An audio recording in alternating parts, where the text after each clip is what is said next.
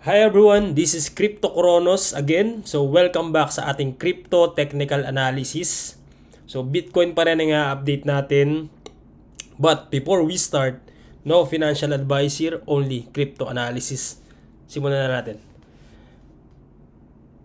Okay, nandito tayo ngayon sa 1-day time frame. At the same time, yan, umaangat na nga ang market. At the same time, sinusubukan niyang butasin ang current all-time high, which is almost 107,000 USD. Pero ilang araw na niyang tinetest, hindi niya mabutas-butas o almost yan. Simula no January 19, and so 1, 2, 3, 4, 5, 6, 7, 8 days na ang tinatagal, pero ang kagandahan nito, hindi naman din siya bumababa. So 1-day time frame to, subukan natin pumunta sa 4 hours time frame.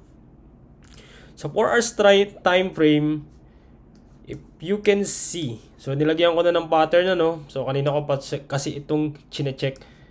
So sa 4 hours time frame, makakita tayo dito ng triangle, symmetrical triangle.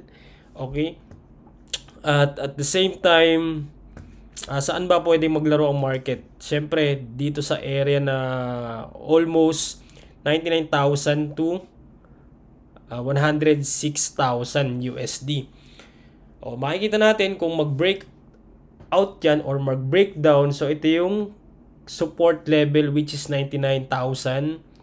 Ayan, kung magkaroon ng breakdown dyan, 99,000 is the support level.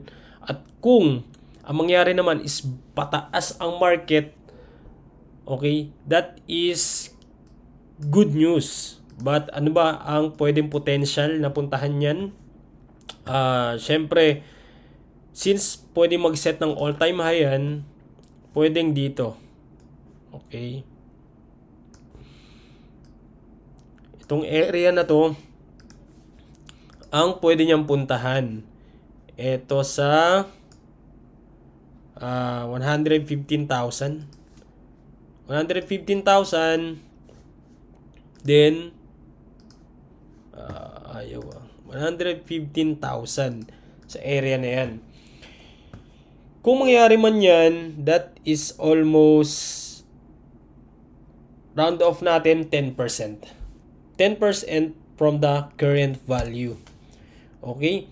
Siyempre sa higher time frame pa rin natin, bias ako sa bullish because of this pattern. So naka-post yan sa mga social media account ko sa Threads, at the same time sa exclusive channel ko sa Telegram.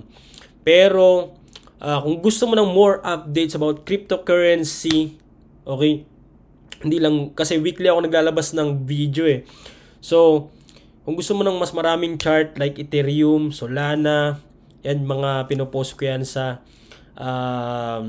channel ko sa Telegram. Pasok ka lang sa Telegram, at the same time subscribe ka na sa aking YouTube channel. Full video yung ina-upload ko doon. Okay? Maraming salamat sa panonood. See you again sa ating crypto technical analysis. Peace out.